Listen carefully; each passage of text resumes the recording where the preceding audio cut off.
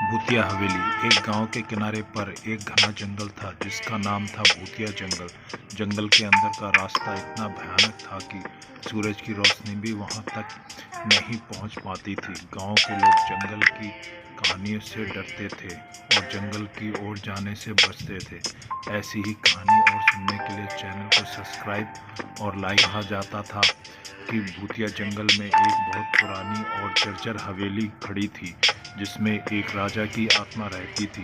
राजा अपनी मौत से कुछ ही दिन पहले आशीर्वाद प्राप्त करने के लिए उस हवेली में गया था, लेकिन वह वापस नहीं लौटा। उसकी आत्मा वहीं कैद हो गई। एक दिन गांव में एक साहसी युवक अखिल आया। उसने गांव वालों से जंगल के बारे में सुना और उसने ठान लिया कि वह रहस्य की पड़ताल करेगा।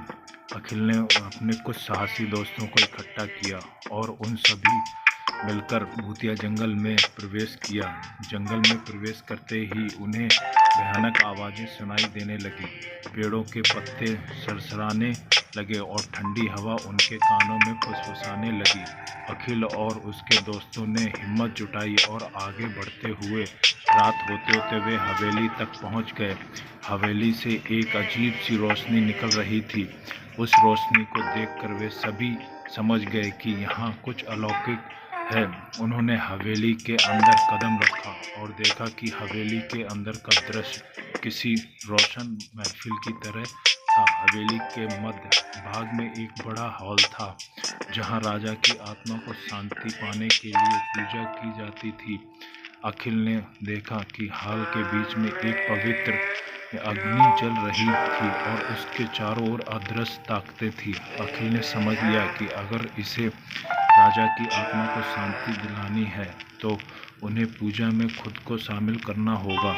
उसने और उसके दोस्तों ने जंगल के प्राकृतिक संसाधनों का उपयोग करके पूरी निष्ठा के साथ पूजा की। पूजा पूरी होने पर राजा की आत्मा प्रकट हुई और उसने अखिल और उसके दोस्तों को आशीर्वाद दिया। राजा की आत्मा मुक्त हुई और जैसे ही वह ऊपर आकाश की ओर बढ़ी, पूरे जंगल में एक अजीब सी शांति। गांव वाले जब वे यह दृश्य देखने के लिए जंगल की ओर दौड़े तो वे हैरान रह गए। उन्होंने देखा कि जंगल का अंधेरा नर्म हो गया था और पत्तियों की सरसराहट मानो किसी सुखद संगीत में बदल गई थी। अखिल और उसके दोस्तों के साहस और ज्ञान के कारण जंगल अब भूतिया नहीं रहा। लोगों ने उन्हें अपना हीरो माना और भूतिया जंगल अब एक पवित्र जंगल के रूप में जाने लगा। कहानी से ये सीख मिलती है कि साहस और सच्चाई की राह पर चलने वालों का मार्ग ईश्वर हमेशा प्रसन्न करते हैं। दोस्तों, ऐसी ही कहानी और सुनने के लिए सोनू मोटिव चैनल को सब्सक्राइब और लाइक करें। धन्यवाद।